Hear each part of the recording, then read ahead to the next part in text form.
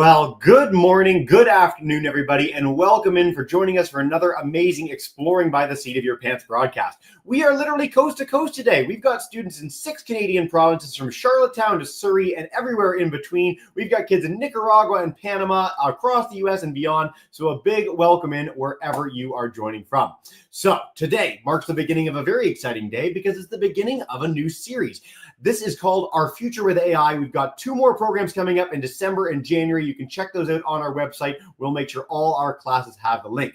But today, specifically, we are diving in with Taller, Stronger, Better, the role of AI in building cities, which is an event powered by Digital Moment, produced by E2 Adventures, and hosted by us here at Exploring by the Seat of Your Pants. Before we dive in with our first speaker of many today, we've got like a whole horde of people to make it extra exciting for you. I do want to note we have a Kahoot today. So in the middle of the show, as we're walking around between different sites, we're going to play a little 4-question quiz, test your understanding, have some fun. So if you want to pull up that game pin, kahoot.it, with that game pin, I'll make sure that's up in a second and share it in all the chats, an extra way to keep it extra interactive and fun. Now, as per cities, there were millions of people live, work, and play. I was born in Toronto. We have 2.5 million people plus, one of the great places in Canada and the world. They're made up of homes, schools, offices, stores, and all the different buildings we go in every single day. But how did they get there? How do we go from big empty fields or forests to neighborhoods full of these places and metros and streets and highways and more? So today, we're going to explore how buildings rise before us, and it may not be how you expect. We are going to start live in Gananoque in Ontario, one of my very favorite places with the coolest Thousand Island boat tour in the world, where robots are 3D printing entire neighborhoods. So we're going to hang out with our friends at Horizon Legacy to explain a little bit more. Claire, welcome in with your students, and so nice to have you on the broadcast today. Hi, everyone. Welcome to Gananoque. So here we're at our site here at 425 4th Street in Gananoque. So if you're not familiar with where that's located, we're roughly right in between Montreal and Toronto. We're going to take you on a little tour of what it's like to be inside of a 3D printed apartment. So come on in. We'll take you for a quick tour of the space, and we'll tell you a little bit more about the project. And here I'm joined with 3 kids from Gananoque. Say hello. All right, so come on in. All right, so all of the exterior walls here were built using a robot that was on site. So what that looks like is each of these layers, starting from the bottom, going all the way up to the top, we're continuously pouring concrete layers, similar to a mortar mixture that you would see for like a brick building. So that brick building would be have that fine little line, right, of mortar mix. So we're just applying that mortar layer by layer until we reach a full wall that's about 2.7 meters in height. So it's really a fascinating process. So we had a robot here on site. Typically, these robots would have jobs in car manufacturing or other industries in manufacturing, but now here we are building houses with this robot, and this is the first and the largest housing development built in Canada with on-site robotics. So we're so excited to share that with you all today. And really, if I can share a little bit more, so what you're seeing here is a full wall system. So this wall here is also on the exterior. So we have in the middle, it's a void that we then inject spray foam into, just like a traditional home. And then this acts as a nice interior and exterior wall, right? So this is the space here. As you can see, we're in a nice spacious apartment. And the team that built this project, there's about 5 individuals, all under the age of 30. The lead foreman is a female by the name of Romanella, working with Horizon Legacy, and she led this project. So we firmly believe that by bringing engineers into a stronger role in construction, we can also bring more women into the field as well. So that's something we're passionate about, is just getting people excited to care and to want to build and get curious about how things are building. But I understand that right now in construction, we're here to talk about AI, and there's a lot of opportunities to be able to use AI in our buildings as well. So you can use sensors to automate the processes further, to be able to make the job safer for humans as well. So that's something that the industry is actively looking to learn more about. So for now, we're welcoming you here into our space and to the 26 townhomes we have here. So thank you so much for joining us. Super, super cool. So as we're showing a little bit of this development from afar, from a drone, can you tell us how many properties there are right now and how many there are plans to build? Yeah, so right now you're looking at 26 townhomes. So I'm just in that far building closer to the water on your screen. And we're building 30 more units over near Brantford in Oshwaken, Ontario. Super cool. So you talked about the robot building this that was previously involved in car manufacturing. Yeah, we got a little bit of the robot so we can actually see this in action, which is really cool. Did you borrow them from the car manufacturing industry or do you build your own for this? How does it work? Yeah, so that's a really great question. It's kind of like taking the skeleton of a car and then putting your own motor inside of it and giving it a new tool. So, the same way that a human would hold a hammer, or you can give that human a drill bit, we've just decided to give our humans, our builders, a joystick to be able to control a robot arm. So, in car manufacturing, that robot may hold a welding tip to be able to manufacture doors and whatnot. For us, it's a concrete hose. Claire, this totally rocks. As someone who spent many thousands of hours with joysticks and PlayStation controllers, the fact that we get to do things like this is really, really neat. So I'm curious, and this is, I'm sure, going to be a question from our students. How long does it take to produce a building like this compared to traditional manufacturing? Excellent question. So this is our very first prototype project. So we're increasing the speed of our project. So really, you're seeing something very new and exciting. Over the past few years, other buildings have been built in America, in Germany. It's becoming a lot more common. So we endeavored in this. We started this journey in 2020, and it took us about 2 months to build and close in this building here, which is on par with traditional, and it's our very first building. And really excited to share that we're able to build a lot faster for our next projects as well. Super cool. I mean, professional detachment out the window. This is just so neat to see. It's something that I've heard about for many, many years as a boy growing up. This is going to be conceivable. So to see it in action, not just in the world, but right here in Canada, close to where I grew up, is really special. We've got your website up, horizonlegacy.com. Is there anywhere else people could go to follow up and learn more about the stuff that you guys are doing? Yeah, definitely. You can reach out to us on our website. We're going to be posting a lot more on YouTube as well and on LinkedIn. I don't know if the kids are on LinkedIn yet, but never too young to start. So you're welcome to follow us on LinkedIn. But really, on our website, follow our journey, and we'd love to hear your feedback on what you think it would be like to live in a 3D printed apartment.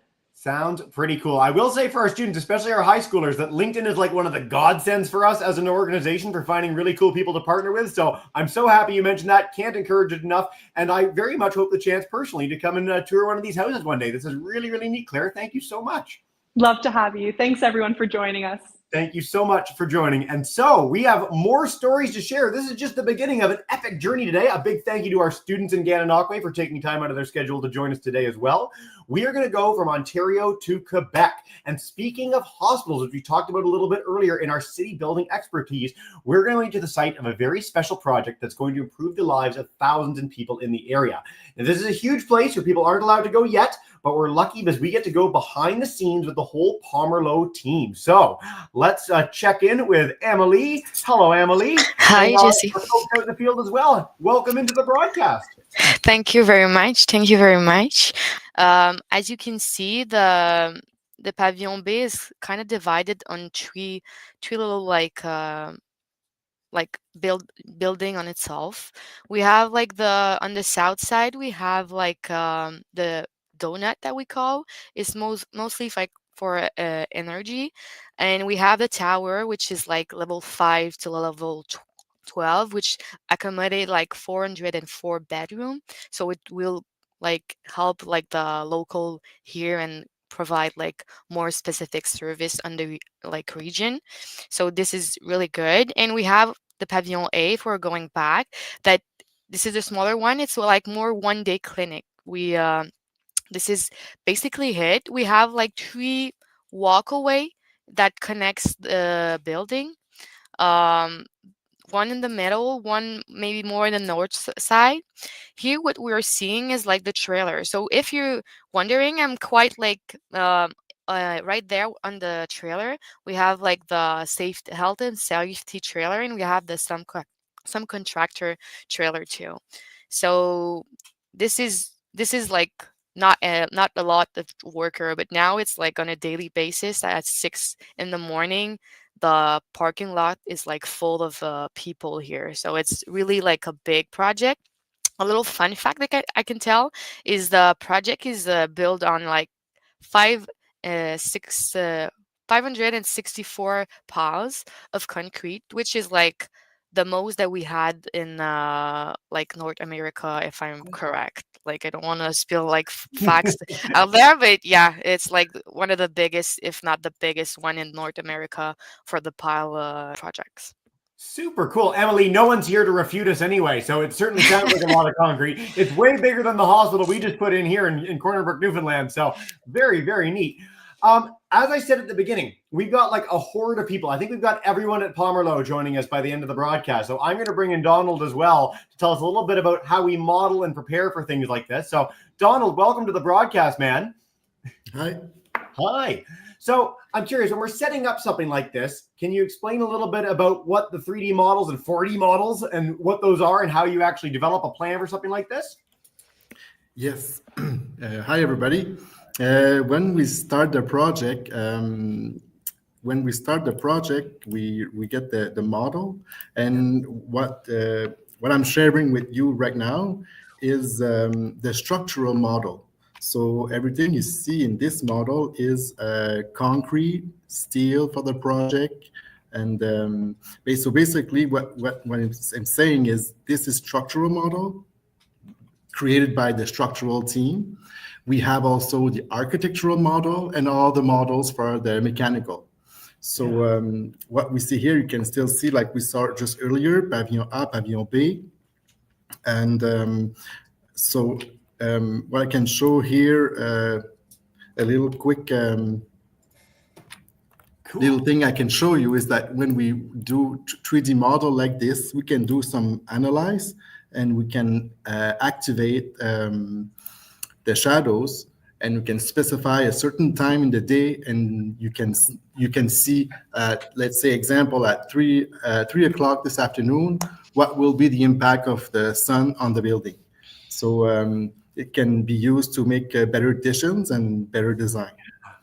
Donald, we already have a question, and I have the same question before you continue. So, like, for me, who like I can draw a stick person on like a really good day, I can go do an okay stick person. So to see something like this, where so much artistry is put into it and so much detail, our question is, how long does it take to even build a model like this? Like, how do you get the skills to know to build something even at this stage where it becomes something that we can actually use to build a building like what we've seen? It's so cool. To build a model like this, it depends on how far you go with the detail. Yeah. For example, this model here could be modelized, I would say, without any design, just replicated. This could be done probably in, let's say, a week. But when you're in this design phase, it can take a year and a half, because you have to coordinate with the architectural model and all the discipline of mechanical. So when you are in the design phase, sometimes you will come back and change the layout of a room or the layout of all the mechanical room. And if you have to adjust the size of an equipment, sometimes it will have an impact on all the projects into an entire level. So sometimes you have to come back and make modification. And the key of all this, to get all the models ready for construction, is communication and coordination. When we have all the models like this, what I can show you after is we have the BIM model that is created by the team, and then it's being pushed on the cloud, so everybody can share all the models of all the disciplines, so that we can put them all together. And once this is all done and they're doing all the coordination of all the sectors, what we do also is creating 4D simulation. because we have to plan, okay, we have to do this hospital, we have this project, we know the start date, we know the finish date, and then we have to plan, okay, where do we start and how are we going to build this hospital? So what we do, we use the 3D model, we use the planning of the project, and then we mix them together and we make a simulation of the project. So here you can see the project being built. So this is the 4D application, but if we want to see like a finished result, you can have, that's okay. A lot of tabs. Yes, it's a lot of tabs. It's a lot of program, and it's good for the team because sometimes they have a schedule of the project. They have also they do the schedule, and then they want to see if in real life it's possible. So when they look at the simulation, they can say, okay, yes, what we did on our planification is working, or no, we're going too fast, or we're going too slow. So then they can make other decision and remake like a schedule so we can meet like the dates that was planned on the project. Donald, this is, as usual, by the way, one of the joys of this job is that I get to work with people from all over Canada, and people in Quebec are universally the most humble people, where they make these things that are way, way complicated sound so easy. I'm in awe, I'm amazed, and so is our audience on YouTube. So our question from YouTube is, what programs are you using for this? Like, is there a specific software that you always use? Is it a little bit of everything that fits the job? What's the deal? Well, we did try a few programs to do 4D simulation. At Pomerleau, we have the chance to try new programs, and I would say this one is Fuser that we've been working with for, I would say, 2 years now, and it's really it's fun to work with because this program is made for doing 4D simulation. So every function that we need is already programmed in this program. So it's easier for us. It's quicker, and if we have an update from a model or an update from the schedule, we have function just to make some updates. So it's pretty easier.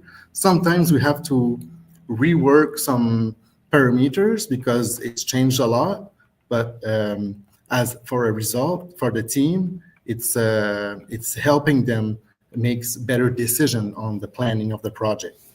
Donald, this is fascinating stuff. I've got to say, when I was a boy, my computers were like this big and weighed like 50 pounds. And so I didn't get much computer education when I was a child. But all our students today, if you get the chance to learn coding and learn how to program things, it can really lead to cool careers like this. And this is just the tip of the iceberg of some options. So thank you so much for sharing all this with us for now. We're going to continue on our train of meeting even more people at Pomerleau, and all your questions in the chat, folks. We are going to try and take as many as we can. But Donald, obviously stick around. We might have some stuff for you in just a minute, but thanks for the deep dive, man. Yep. Awesome. All right. We are going to go learn about how some of this technology is actually used on the construction sites. And to do that, we are going to bring in Denis. Welcome to the broadcast. So nice to meet you. Special Project Manager Innovation is one of the great titles in the world. And so, hello, JC. Hello, everyone. So tell us a little bit more about what you do and some of the cool Yes, stuff. exactly. I'm super excited to be here with you today. I'm part of the Pomerleau Innovation Department, so I'm testing and we're using different innovations across different projects. So I will show you a technology that saves lives, like literally can save lives on construction sites. We have tested multiple of them, but we stopped for two of them, Blackster and Luis. So it helps machine operators see what they can see and avoid accidents. So what is that in fact? It's AI camera that we are installing in front and the back of heavy machinery. So the driver itself can have like a third eye and see around the machinery what's happening and be alerted inside the cabin using a screen and a sound alert, also a big flash beacon outside and a buzzer outside for people. So the people around can be alerted in real time. Why is that important? on a construction site, there are big machines and people working around them. Sometimes the operator can't see everything, especially behind or on the sides, on so-called blind spots. So accidents can happen fast, even without knowing. So black stairs system or Lewis system, watch out around him and helps people to have a more safer surrounding. At Pomerlo, for us, the security is the first. As you see my t-shirt too, people above all. So that's one of our philosophy on the construction side. We want anyone to come home safely at the evening, at their family, their kids, and we don't so we don't have any accidents. So all that system, it looks around and it's helps to detect people. Doesn't matter what kind of position that person has.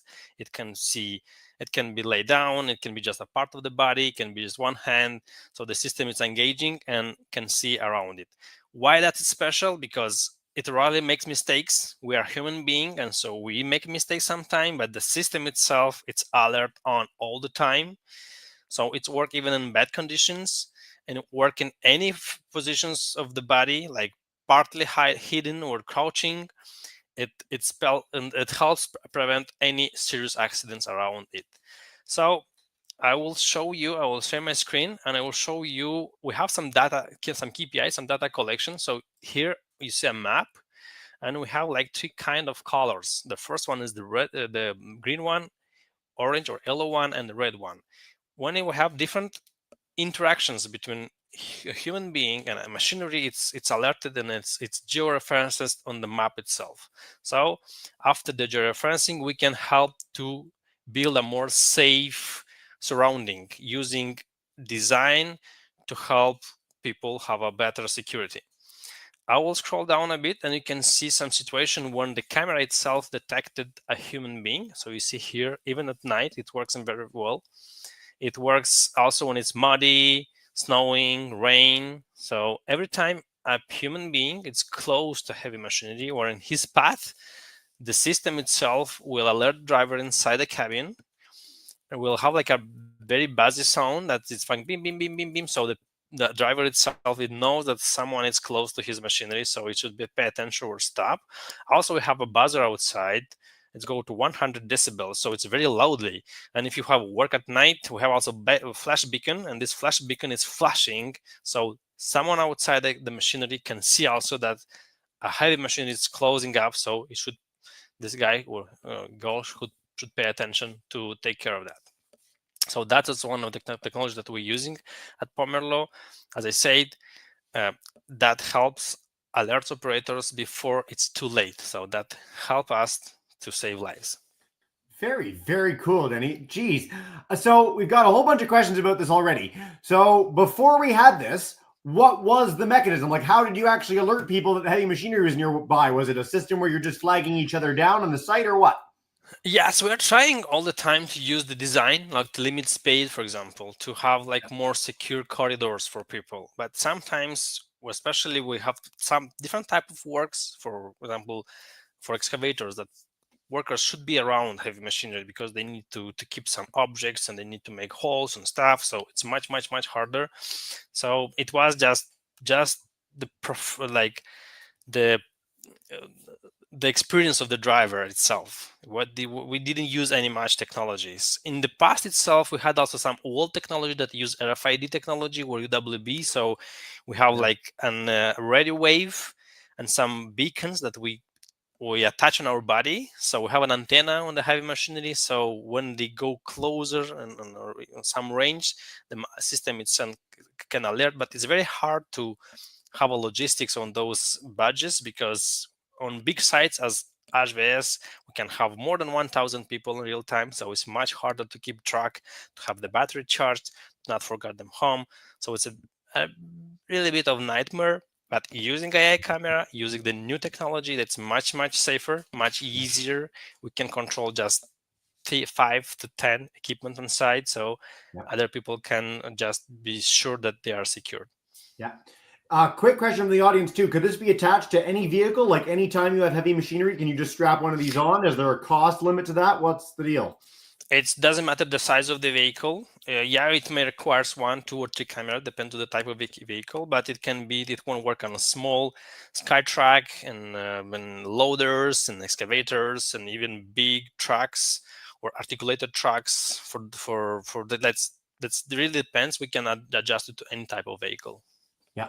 And so with the vehicles, is it good in any weather? Like I literally flew home the other day in like a howling blizzard in Montreal and it was terrible and you could see about 10 feet out the window.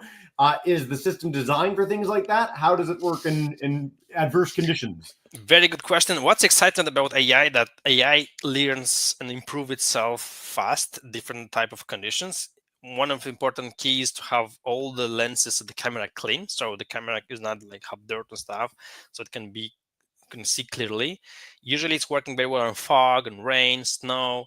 So it's important to have it clean. A bit of how we're using in our own cars. I imagine all of you have some intelligent cars, some of your families. So usually when you do a Parktronic where we want to go on highway, for example, I might personally have a car that has those such systems, and it's saved me many times and helped me many times. And it's at the beginning at Pomelo, it's not like very widely used. We have different sites that are using them, but our scope is for next years to have it more large and large and large and use it for all of our projects. So I'm going to bring this up. We're going to play along together as a group, and then we are going to go back to Elizabeth and the rest of our gang to learn even more from everybody. So there's 60 of you in the Kahoot. That's outrageous. I love it. Okay, let's get underway with question 1. Drum roll, please. Here we go. In 3, 2, 1. All right. Question 1. What province has the greatest number of construction workers? Ontario, Alberta, Quebec, and you only have to pick between 3. We've got 10 provinces, but we've narrowed it down to the 3 ones with the most people. All right. 13 seconds to go. Get those answers in. Get them in. And by the way, I'm loving our YouTube chat. You guys are amazing. Keep up with the hype. Keep up with the great questions. We love you guys. More exclamation marks than I can shake a stick at, and I appreciate it immensely. 67 answers. Yes, Ontario is correct. Most of you got that right. Close. We got a few candidates here. Smiling Boa has our lead. What is one way AI helps construction workers on a job site? And we're going to be doing even more of this in a minute. Is it makes TikTok videos of the site, predicts safety risks before they happen, hint, hint, nudge, nudge, installs drywall by itself, or hands out coffee during breaks? Now, I'm trying to train my dog to hand out coffee to me during my breaks. And so far, she has absolutely disagreed to do that, which is really sad. Maybe AI can power something or a robot in the future. But as we just learned from Denis, predicts safety risks before they happen. Fantastic. Helps save lives on a construction site. Caring Elk takes our lead. We're whipping through this, guys. All right. What modern technology does Pomerleau use on the construction sites? Digital models and AI-powered safety cameras, crystal balls to predict the future, or teleportation pods and self-cleaning boots? I would love to travel instantaneously, especially after flying in that blizzard the other day. But I think we're all going to nail this one correct. And this is one of the things. We just like to reinforce the main ideas of what we're highlighting together. Yes, digital models, AI-powered safety cameras. We are making work sites safer, and we are making building more efficient all around the world. Smiling Boa has our lead as we go into our final thing. If you are any of these folks, let us know. And I want to know, what room would you like to see next? We might have the chance to explore even more over the course of this broadcast. So maternity room, critical care room, bathroom, general surgery room. There's no right answer. We just want to know where you want to go. So let us know, and maybe we'll get the chance to head there. I want to note too, we already have more questions in our chat than we can possibly answer over the rest of the broadcast, which is a great problem to have. But if you have extra ones, you can email them to us, and we'll make sure to get them to the Pomerleau and Horizon Legacy team. Almost split down 4 ways for our next room. Everywhere is great. No matter where you take us, we're happy, which is really, I think, the best message. Dandy Meerkat is 3rd. Shining Dolphin is 2nd. And first, for all the marbles, before we go to Elizabeth, is Smiling Boa. Thank you so much, everyone, for playing along with our Kahoot. We love you guys, and we really appreciate it. Denis, do you want to bring back your cool hardware for us as we highlight some cool stuff? I don't hear you, but I imagine if I'm on the screen, I imagine that it's my turn now. It is. Super excited to be back. And I want to start with a question for all your kids. Did you know that you can walk inside a hospital before it's built? So yes, with virtual reality or VR shortly, we create 3D spaces to test and improve design. why it's useful to us to have to use VR in construction. So in our project in hospitals, every detail matters. Bed position, equipment layout, space for movement. If it's not well planned, it can also slow down care. So VR lets us see and test everything before construction. How does it work? So we create virtual rooms like operating rooms, surgical rooms, delivery rooms, intense care rooms, different type of rooms. So the doctors and staff wear those VR headsets and interact with the space. So they say, this area is too tight, or this device should be closer because I need more ergonomics to work with it. So what are the benefits using VR in construction sites? Like better ergonomics, everything in the right place, safety, fewer mistakes, so safety first, people above all, time and cost savings, fix issues and before building. So I want you to come with me. I will just put my headset on my eyes. Now you should see what I'm seeing. I will click on the VR app itself. It's called Ulio. Super cool. So let me know if you see my screen. I don't hear you, JC. We do. No. Can maybe write in chat. I think that the kids voted to see the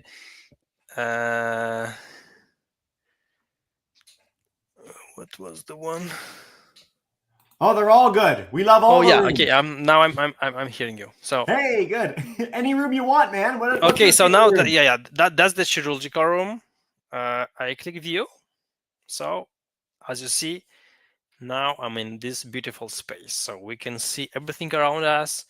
You can see the bed. We see all those devices and screens and everything. I don't know anything about that. It's not my role, but my role was to share those spaces to all the doctors so they can see, interact, and see how it works. We can navigate inside it. We can go closer to those beds, to touch big objects, to see how it works, to see the ergonomics and see if everything is fine.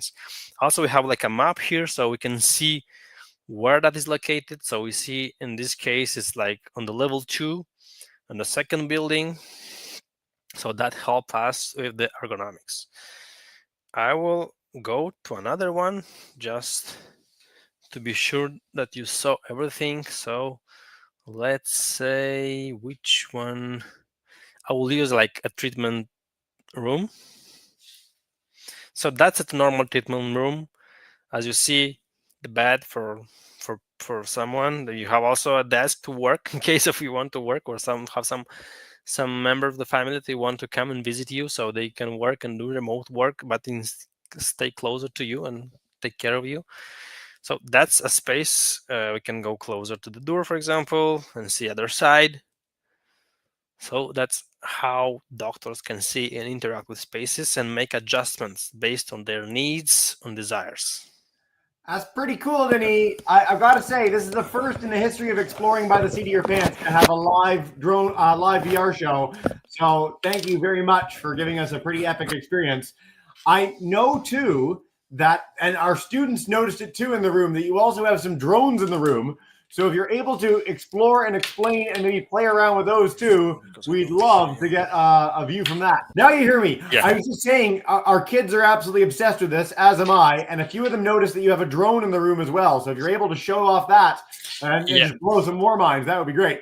Exactly. So we have multiple drones at Pomerlo, from the smallest one, as you see here, to the biggest one. That's not the biggest one, that's the middle, I will say, when how much bigger than that. So I imagine that some of you may have some drones at home and using for your own recreational purpose, but at Pomerlo we're using more in a professional way. Those flying machines or flying robots with camera, we use them to see construction sites from above and make precise calculation. First of all, we're using them to make orthophoto. What is an orthophoto? Orthophoto is we're taking multiple, like hundreds and hundreds of photos, so we can create a real map and layout that we can see in real time, and we can see, we can plan, we can take measures, we can extract quantities, for examples, and that help us to improve our construction work. For example, here we can calculate how much soil was moved, how many materials are on site. So this helps plan and control costs. Also, some drones can have LiDAR. You see like a small mirror here. What a LiDAR means? A LiDAR is like they're sending millions and millions of laser points. A laser point touch a surface, come back on the LiDAR itself, and we can create a 3D map of the terrain. So we see heights, slopes, and check if the ground is ready for construction. What are the benefits using drones? That we have more accuracy. We know how much we can take measures. We can use this also for risks for workers. So as you see here on my screen, we can automate a flight. The drone will go back and forward. We'll take hundreds and hundreds of pictures, and then we combine them in the software itself. And then based on that software, we can extract quantities, we can measure, we can see the elevation, we can see much, a lot of information. So also we have smaller drones. Those we are using for inspection, from inside building inspection. Let's say at the end of the delivery of the project, we want to see if everything is fine. So it's for security purpose, and also to see if we don't need lost or forget any objects high close to the ceiling, on the HVAC system, or like any conditioning system or any plumbing system. So all those small drones will go around, we'll see, we'll take pictures and we'll see everything. So if you forgot any like bolts and stuff, we can go then and clean it and deliver that to our client. If you want, I can show you a bit how the small drones can fly really secure inside the building. Let me just power it on. Here we go. Denis, we said before the broadcast, it's a very intelligent drone, by the way. If this goes well, it's great. And if it goes poorly, it's also great from a broadcasting perspective. But I hope for the tech side, it goes well. Connect the DJI. It's called DJI Neo. I can control it by my phone. I can control it by Google Glasses, or I control it by a more sophisticated controller like this one. Sweet. Also, for the bigger drones, we have a bigger controller like this one. It's a very professional one. Have a lot of functions, have a lot of specs and features. So it's very useful and user friendly to use it. Okay, I'm ready. I'm taking off. So here we go. This one. Sorry. Wants to work. It's the moment of truth. Okay, you're repeating again. Phone. DJI Neo. Yes. Yes. Got it. We're up. Take off. Here we go. Fly it right into the computer screen. Be a legend. So I will get a bit low down, forward. So as you see, it's very simple to control. I see the camera. I have some joysticks, so I can go up, down. I can go backwards. I can move right, left. I can rotate left. I can rotate right. So it's a very intelligent drone, using AI also, by the way, to navigate. If we see any obstacles, she has an obstacle avoidance system. He can go around the objects or brake to not hit the object itself. And also, for example, I will show you a small trick. If I'll put my hand like that, he will recognize it, landing and stopping by itself. Yes. I love it. My face hurts from smiling, which is a great problem to have in a virtual broadcast. So, Yes. geez, this is so fun. Okay, folks, I'm bringing in everyone for a minute here. Emily, Donald, Denis, Elizabeth, if you're around, wherever you are, it's been such a wild ride to get to feature all this, and we've got so many great questions from all our students. So, kids, we're going to do some Q&A for about 10 minutes together. If anyone else has anything they want to really highlight to showcase about what you're up to at Pomerleau, please do. We'd love to hear from you. But when we're done Q&A, we're going to say a big thank you and goodbye. And please do email us at Exploring by the Seat of Your Pants. Email E2 Adventures. Get us those extra queries. We'll pass them along to the team because this has been a really special ride for us all. So, Denis, an obvious question from our audience in a big way. How much does the drone cost? How much do they cost in general if there's multiple? How do you pay for all this? What's the deal? Smaller drones starting from a couple of $100. And that's not the biggest one. That's around 7K. But we have the biggest one, the M300. It's a mattress M300. This one, just the drone itself is 35K. Plus the LiDAR itself is around 20K. So let's say the most expensive that we have now, it's around 55, 60K. Is the price of a car. But it saves us a lot of time in planning and taking measures, extracting quantities. So it maybe seems expensive, but it's paid quite fast. So we can, for us, it's like an investment. The technology itself, it's bringing us innovation. So it saves time and it brings security and production. Great question and a beautiful answer. Thank you, Denis. I love when we talk about the cost of scientific tools and expeditions because it can sound like a lot. We go to NASA regularly and it's like, oh, $30 billion. And it's like, that's such a small number compared to what the knowledge and understanding and safety and benefits that we gain from this sort of tech. So I'm really happy when we get to talk about all this. So thank you very, very much for that. Emily, we started this broadcast by talking a little bit about artificial intelligence, how it can help us build better cities. So as we're designing things like these hospitals, can you speak a little bit to how we might use some of these new technologies to make things better, faster, stronger, all our main themes of the day? Yeah, for sure. We can talk about that. Just the BIM that Donald showed earlier, that it's like really helpful to coordinate all the different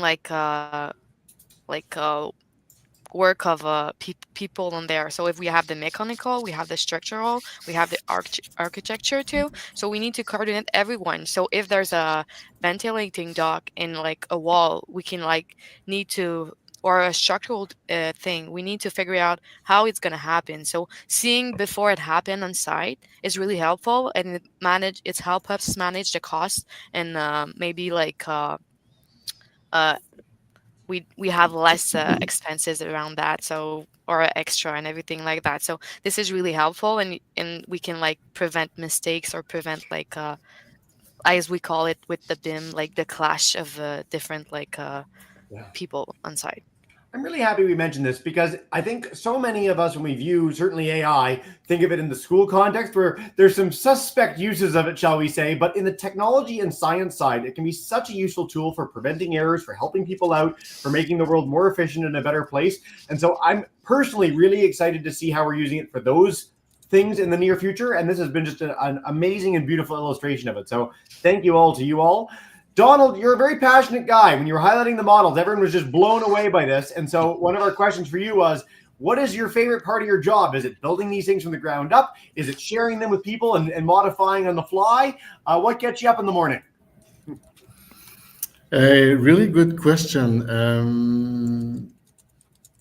I say it a lot. I really love what I do, but I think the most satisfying for me is when I'm done with a 4D and I'm sending it to the team, and the reaction of the team is always positive, and I see that it's helping them a lot to answer lots of questions. Yeah. I love, all three of you, this whole program has been just a beautiful exercise in how tech can have a human side and actually just help people thrive in a great way. And it's something that it's not talked about enough in large scale sort of media discussions of it. It's like, oh, how robots are going to replace us. And it's like, no, We want to live in a world where we all get to thrive with the help of tools, just the same way that we cook food faster with a microwave or an oven, or get our dishes done faster with a dishwasher. Like, this is what these tools are meant for, is to help unlock more creativity and time to do more innovative things. And this program has been just the best illustration of that ever.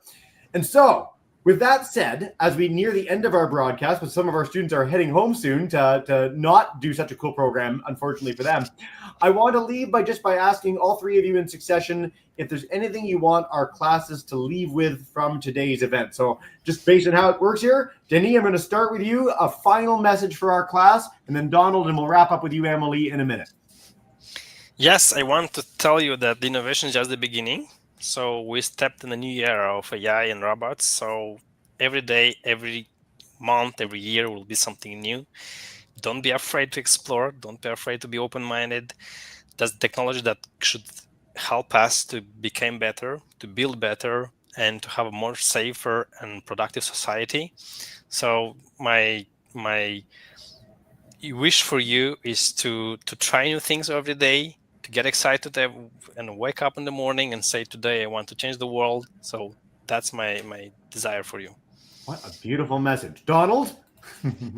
I'd say to you all, be creative and ask questions. If you're not sure, ask questions. Be curious of your subject, and just don't be afraid to ask questions. I gotta say, we work with experts from all over the world, and the smartest, best people that we work with were not people that were like A+ from the beginning and nothing was ever hard for them. They're people that were just endlessly curious, and they kept bugging the smart people around them that knew more than they did endlessly throughout their lives, and they still do as adults. And so if you keep that mindset going, it's really, really important. So thank you for that, Donald. And Emily, I've thrown you under the bus. You have the hardest task of saying the final message after everyone else has said their final messages, but I'm excited to hear from you. So I would say, as a woman in the construction field, I would say don't be scared. You can thrive as much as a male on this type of work. And another thing I would say to everyone is just there's no good or wrong path as your study or anything like that. So you can find your way, and there's only like the right way for you. So there's no right or wrong. So that's basically I would like to say to everyone. What an outstanding message, Emily. And I want to stress on the women in fields that they typically aren't thought of in. So we do about 65% of our programs with women from around the world in any topic that we do. And in the month of February, we kick out all the dudes and spend the whole month solely showcasing the most amazing women in STEM in the world. And that is universally our biggest month. We get the most students, we get the most programs. It's so much fun. I would really encourage our audience, I'm going to really try and quickly bring this up. If you're keen to highlight more careers, is it .org? I want to say it's .org. If Then She Can is an organization we've partnered with for our biggest Women in STEM series. It's the best campaign in the world. I absolutely love it. Can't encourage you to check it out enough. You three are spectacular. Thank you for these really in-depth and beautiful answers. Man, this is personally just so much fun, and our audience loved it.